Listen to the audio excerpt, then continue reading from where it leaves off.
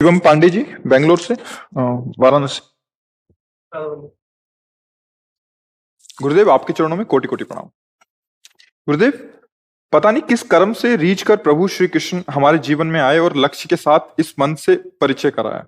पिछले लगभग 10 सालों से अपने मन के हर विकारों, विषयों, आदतों आदि से लड़ते लड़ते, हारते, संघर्ष करते ये भली भांति समझ आया कि ये इस उस अंधकार के समान है जो सूर्य उदय से पूर्व होता है और हमें एक चक्रव्यूह में फंसा रखा है, जिससे केवल और केवल आप गुरुदेव बाहर निकाल सकते हैं, जो खुद इसे कई बड़े विषम परिस्थितियों से खुद को विजय दिलाया है।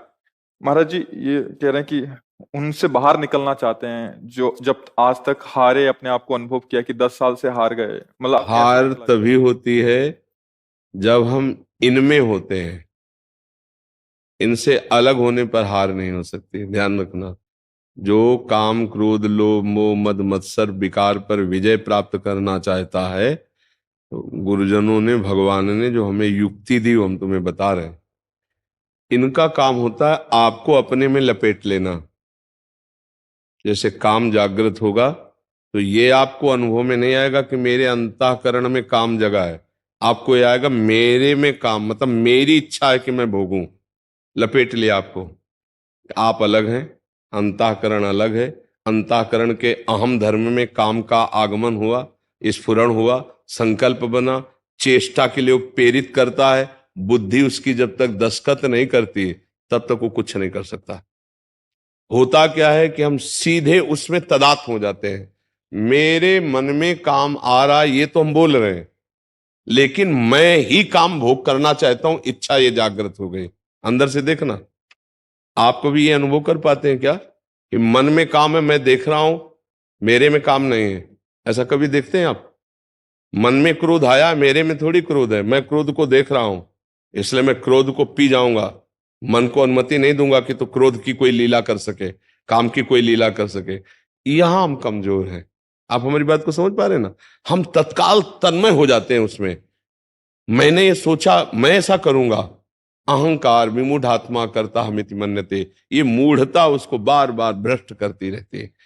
अब नाम जप करो, सत्संग सुनो, तो तुम ठीक समझ रहे हो कि मन में तुम्हारे काम आया। आपके तो मेरे मन में इस समय क्रोध आया, मेरे मन में काम आया, तो मन में आया ना, तुम में तो नहीं आया ना। तुम उसके साक्षी हो ना, तुम उसके दृष्टा हो ना। अब गंदी बात के लिए अनुमति मत दीजिए, आप कुछ नहीं बिगाड़ पाएगा आपको। लेकिन आप मन की जलन को अपनी जलन मानकर असहनीय हो जाते हैं। फिर लगता है जैसे मन शांत हो वैसे कर लो, क्योंकि आप मन में तन्मय हैं। यही हमारे जन्म जन्मांतर से फंसाए हुए है।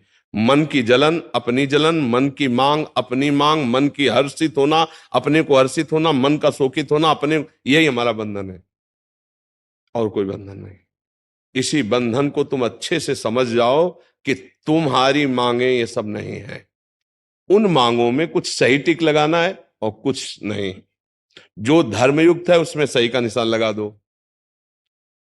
हर इंद्री के भोग को जो धर्मयुक्त है वो सही का निशान, और जो धर्म विरुद्ध पापाचरण बिल्कुल नहीं करूंगा, अभी जीत जाओगे। पर इसके लिए विवेक और बल चाहिए। बल चाहिए नाम जप का, विवेक चाहिए संतों के सत्संग से प्राप्त ज्ञान का। उससे हम उस पर विजय प्राप्त कर सकते हैं। ये कोई खिलवाड़ नहीं। बहुत बड़ा बलि हो, लेकिन अंदर के योद्धा को परास्त किया जाता है विवेक और भजन बल से। दो बल अगर नहीं है फिर नहीं, फिर बात नहीं बनेगी। खूब नाम जप करो और ये विवेक रखो कि मेरी भोग वासना नहीं, मेरे को गुस्सा नहीं आता है, ये मन में आता है। देखो आप कहते हो ना हमारा मन आज अशांत है, हमारा मन आज ऐसा, तो आप देख रहे हो ना मन को ना, तो आप तो मन नहीं हो गए ना, तो आप संभाल सकते हो। लेकिन अगर आप मन बन गए तो फिर संभाल नहीं पाओगे। प्रायः सब आप ही मन बन जाते हैं। आज मैं देखना चाहता हूं, मैं देखूंगा, भाई बिना देखे नहीं रह सकता। अब आपने मान लिया तो अब क्या होगा?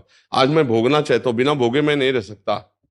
आज मैं ये पीना चाहता हूं, बिना पिए मैं नहीं रह सकता। जो भी खान पान दृश्य देखना, ये आपने उस मांग को मैं से जोड़ लिया, अब उसे नहीं हटा सकते। मैं को अलग रखो और उसको अलग रखो, आप जीत जाओगे। पर है बहुत कठिन सवाल, अगर समझ पा रहे हो। पूरा विश्व इसी में परास्त है। तो जो नाम जापक है, गुरुजनों के आश्रित है, वो युक्ति से मुक्ति, युक्ति से जीत सकता है। एक होता बल के द्वारा प्रहार करके उसे परास्त करना, और एक होता दांव के द्वारा पछाड़ना।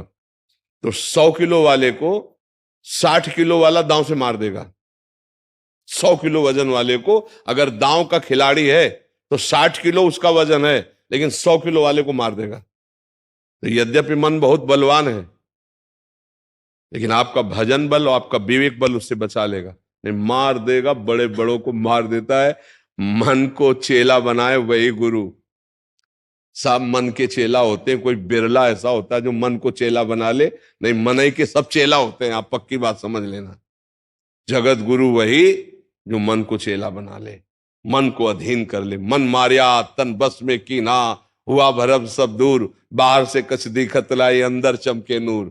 आपो त्याग जगत में बैठे नहीं किसी से काम, उनमें तो कछु अंतर नाई संत का हो चाहे राम। अब मन को मारना बड़ा कठिन है। मन कह रहा है ये देखूंगा, अब नहीं देखूं, वो अंदर ही अंदर दिखा रहा है, अब ललचवा रहा है। और अगर नहीं बोले तो जला रहा है। अब उस जलन को सह जाओ तो जीत जाओगे। यम ही न व्यथ्यन्ते ते पुरुषम पुरुषर्षभ सम दुखा सुखाधीरम स्वमृतत्वाय कल्पते। जो ऐसी जलन को, ऐसी व्यथा को राधा राधा राधा राधा सह गया, वो परम पद का अधिकारी। पर सहना बहुत कठिन है। गुस्सा आ जाए और सह जाए, काम आ जाए और सह जाए, मोह आ जाए सह जाए, ये भगवान का भजन करने वाला सत्संगी सह सकता है, अन्यथा नहीं सह सकता। पक्का। बिना मतलब हमको गाली दे रहा, बिना मतलब हमको छेड़ रहा, एक बार दो बार, गुस्सा रोक पाना बहुत कठिन है। ले ऐसे ही एक बार दो बार तीन बार चार बार, बार बार मन जा रहा तो होगा, एक बार देख लेते हैं शांति हो जाएगी मन की। इसी में हम सब फंस गए हैं।